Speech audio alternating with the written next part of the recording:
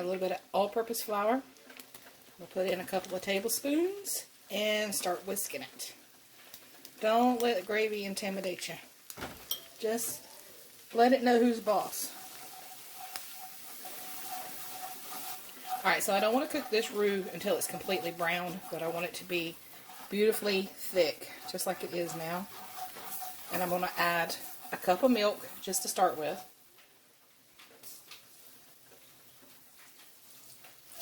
And then just keep whisking. Just keep whisking, just keep whisking, just keep whisking, whisking, whisking. Alright, see how it starts to come together like that? That's what you're looking for. And then I go in with half and half or heavy cream, either one. Just a little bit at a time, and just start whisking it until you get it to the consistency that you want.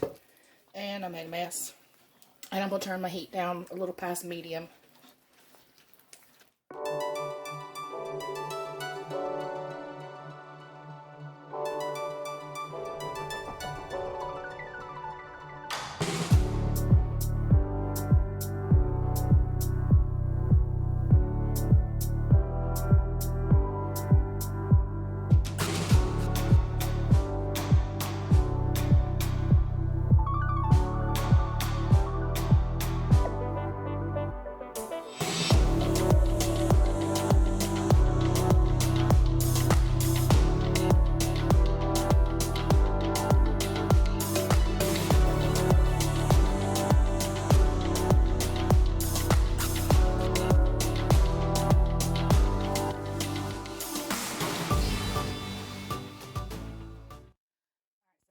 Might be bigger than my stomach on this one, but I put Texas Pete on my gravy and sometimes ketchup on my eggs. Alright, now no judgment.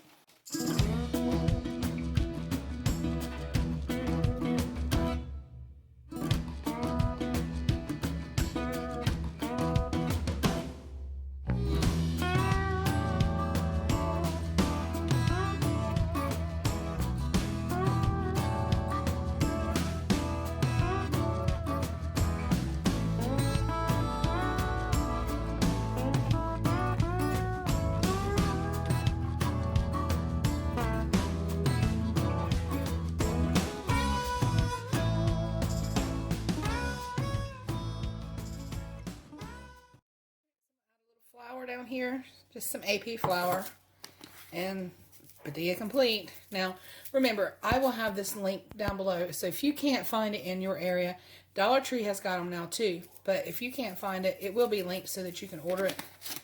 It's just, I just like it on everything. So I'm gonna go ahead and just give that a little zhuzh like so. I'll grab my pork chops here. And I'm going to season those as well. Sorry, awkward moment of silence there. Let's light this out of the way. Just put a little bit more on here. I'm not going to put any salt and pepper on. There's a little bit of salt in the padilla. It's not as salty as some, but it is in there. Put that down. Get them a little coating of flour, just like Grandmama would. Nothing too fancy. And we'll get them in that oil.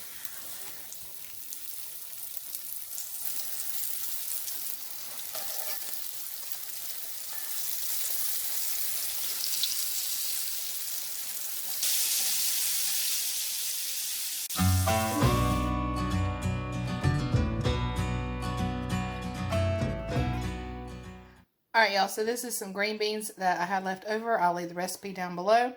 Southern fried pork chop and a little bit of buttered rice. And that is dinner tonight, and we will see you tomorrow night.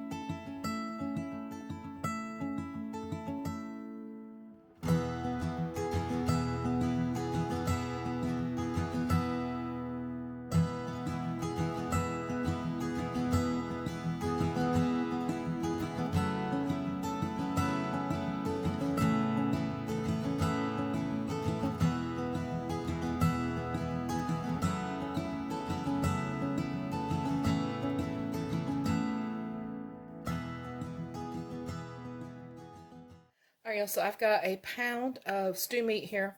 And I just cut it into smaller pieces because that's how I prefer it, but you don't have to. I'm going to sprinkle it with a little bit of garlic and a little bit of the badia because you know it was coming. Put that on there. I'm going to let it sit a minute. I'm going to get some flour, get my oil in a pan, and go ahead and start this beef stew because I want to try to get it on as early as possible, at least 4 to 5 hours before we eat. I'm going to take the stew meat here and coat it with flour. And I've got the oil going, and this is really the most tedious part of the whole thing.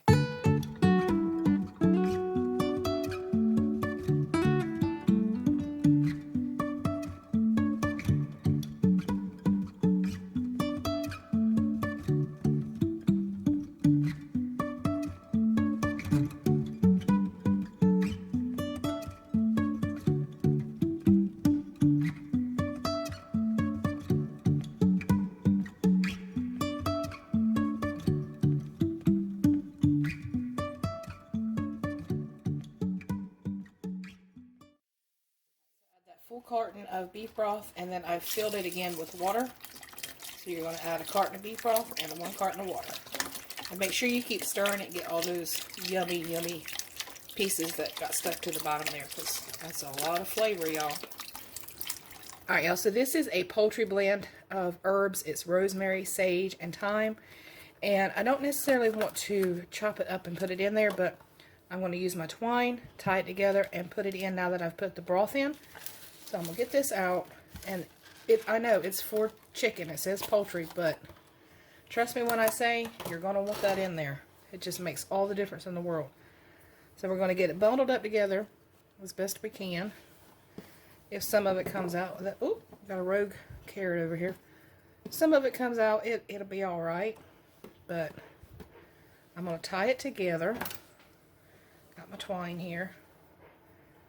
Make a big piece here. Like that, and then get it bunched in together as best I can. I think that'll work. And then we're just going to tie it together. Tie it really, really good. Alright, so I just tied it 3 places to hold it together really, really good. It's tight. You don't need that long string that you see on Food Network. You really don't. You know, where you fish it out. We don't put long strings on bay leaves. You don't need a long string on this. You'll be able to fish it out. You'll see it. Alright, so my broth and meat and onions are coming up to a simmer. I'm going to add all of this and turn my heat down. Alright, so let's add the carrots and the potatoes now that it is hot. And I mean hot, hot. Just be careful. Don't burn yourself like I just did. Just is what it is, y'all. Give it a stir and we'll see if it needs some more liquid. Alright, so I'm not going to add any liquid right now. Keep an eye on it. I'm going to add my herbs. Just stir them in. Get them down in there. Alright, I'm going to put the lid on it. Medium for about 4 hours. Just keep an eye on that liquid level. If it starts to go down too much, just add more broth or more water and you'll be good to go. I'm not going to salt this until the end. Alright, y'all, so this has literally been on for 5 hours. I've had it on medium to medium low. I have not had to add any water to it. Now, if you want your broth thicker than how I like mine, you can add a cornstarch slurry to it if you want to. You can actually add more flour when you're cooking the meat at the beginning. It's up to you. But that's typically how I like it because we do put it over rice. I took out my little bouquet of herbs. I'm going to add some fresh parsley. Stir it in, and it's done. It's a food of love thing, y'all. It's an all-day kind of love. Alright, y'all, so I've got some of this rice that was left over from those pork chops last night. I'm going to just put me some right on top here. And that is going to be it for this video. I know parting is such sweet sorrow, but I will see you on the next one. So make sure you hit that like button, subscribe if you're new, ring that bell for notifications, and we will catch you later on down the road. Thanks, y'all. Appreciate it, and may God bless you.